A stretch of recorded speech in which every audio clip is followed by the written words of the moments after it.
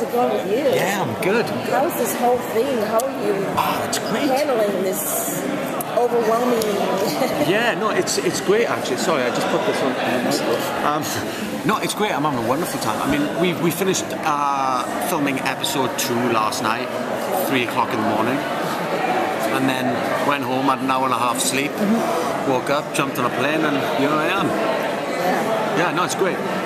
It's great. The fans are amazing, and it's my first time kind of having this kind of experience, you know, and it's awesome.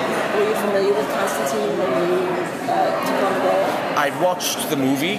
That was pretty much all I knew about it. But for years, a very good friend of mine had been telling me about John Constantine. He'd been like, you know, John Constantine's my favourite character, and you know, Hellblaire's my favourite comic book and stuff. And then when I got the audition, I read the script and I loved the script. And he was like, "You're up for John Constantine. They're making Constantine." And he sat me down and was like, "Right, okay, this is what it is, and this is what it's going to be like." And so, got a nice primer. yeah, man, he's like my worst. He's going to be my worst critic. But also, like, I think if I can please him, then I might be okay with the fans. So it's a good kind of line, you know. Well, I've seen the pilot, and you're incredible. There's so many layers and nuances that you have there. It seems like, obviously, John Constantine is dealing with morality and issues of, well, certainly light and darkness there. Can you talk a little bit about, like, the psychology of that in terms of, like, are you know, the character himself, is he still trying to discover, like, what is his makeup? Yeah, it's interesting, isn't it? If you look at it kind of externally and you kind of do a psychological analysis of what kind of personality is and what he's doing, you know, someone who's got so much shit going on and so much guilt and torment, and the way that they kind of deal with that, with counteracting it with kind of dry humor and self-deprecating nature, you know.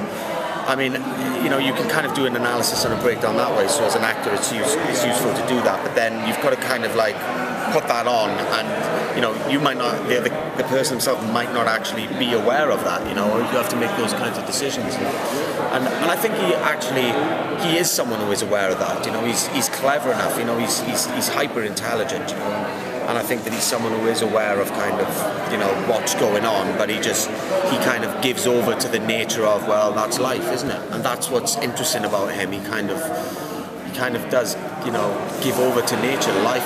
This is the wheel of life, and that's what it is, and kind of rolls along with that. I mean, I don't know. It's an interesting thing. I'm still discovering it myself, you know, and that's what's great about playing a character like this, is you've got all those kind of three-dimensional, multifaceted things to kind of get your head into, and flesh out and get under his skin, you know. I'm looking forward to that in the next couple of episodes.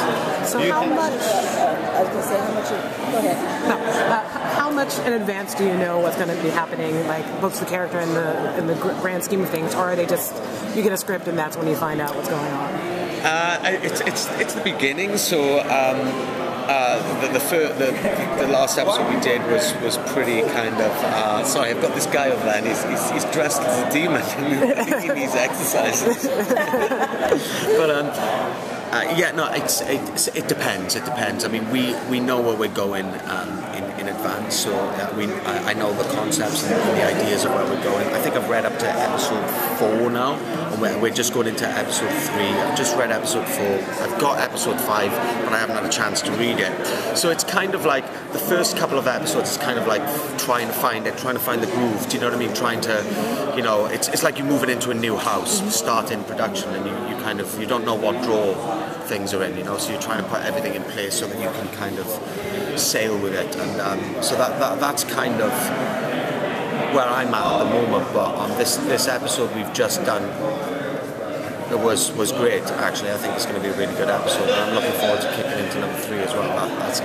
Do you have any special training, or you had a special training? How about the physicality of the role? Physically? Yeah. Yeah, they actually got me a trainer, a great trainer called Christine Hazelton, who David Goyer uses, and I trained with her for a while. I mean, like, the thing is, Constantine shouldn't be a big, bulky, muscly guy, you know. He should be kind of, I see him more kind of like an Iggy Pop kind of, you know, wiry and kind of, you know, kind of ripped, but not kind of he's not kind of your superhero muscle man. Do you know what I mean? So yeah, I did a bunch of that kind of training, and then there's the stunts and stuff. We've got a great stunt guy, and I've done a bunch of my own stunts before as well. So yeah, that's. What aspect of your personality is the most like? We have a live hit to make. I'm sorry.